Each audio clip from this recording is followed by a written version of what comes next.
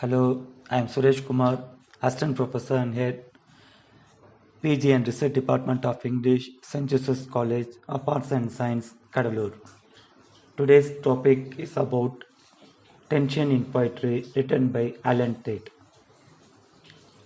Let me now introduce the poet. Alan Tate was a poet, teacher, novelist, and a leading exponent of New Criticism.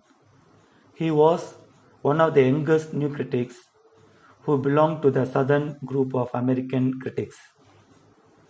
Tate gives importance to the formal qualities of a work of art. Tension is poetry is taken from Tate's The Man of Letters in the Modern World selected essays. The essay deals with tension as the life of a poem.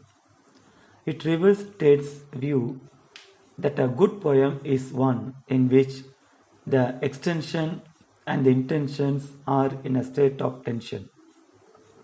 It is a combination of both extensive or denotative and intensive or connotative meanings. The essay has three parts. Part 1 deals with the fallacy of communication in poetry. Part 2 defines tension in poetry and explains its importance. Part 3 gives the final example of the significance of tension. Let us now take part 1, that is the fallacy of communication. Mass language, says Tate, is a medium of communication. Tate illustrates the point with some examples. The first example is Justice Denied in Massachusetts, a poem by Miss Millay. The poem received much attention at its publication in 1927, but Tate says that the poem did not clarify how the judicial execution of two migrants, Sacco and Vanzetti, has something to do with the rotting of crops and the general aridness in Massachusetts. The poem is an example of the fallacy of communication in poetry because it is obscure. The poem makes sense only for those who share the feelings of the poet or her contemporaries. Another example of obscurity is found in the poem The Vine by James Thomson. The language here appeals to an affective, emotional state. It does not have a coherent, literal, or implied meaning. The more closely one examines the lyric, the more absurd it becomes. The imagery does not add anything to the general idea of the poem. Next is part 2. The part 2 defines the term and explains its importance.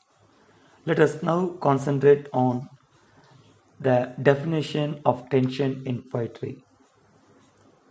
Tate has invented the term by chopping off the prefixes in and ex from intention and extension. Extension refers to extensive or logical or denotative meaning in poetry. On the other hand, intention refers to the intensive or connotative meaning of poetry. A successful poem is one in which these two meanings are in a state of tension. Tate asserts that it is the life of the poem. Tate says that meanings selected by the readers vary according to personal interests.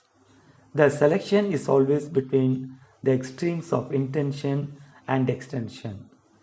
The Platonist will tend to stay very close to the extension end.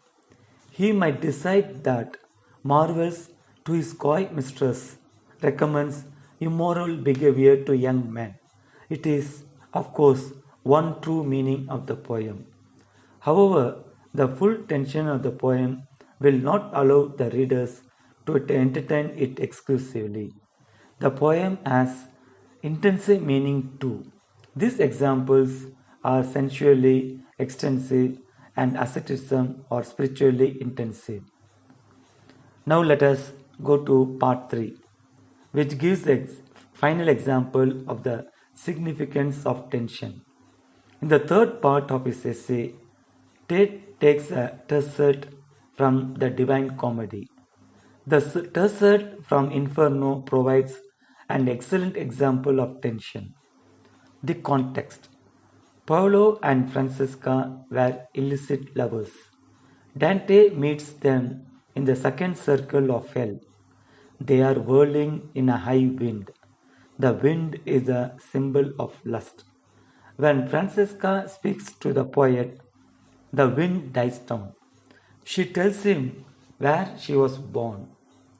The town where I was born sits on the shore, whither the Po descends to be at peace, together with the streams that follow him.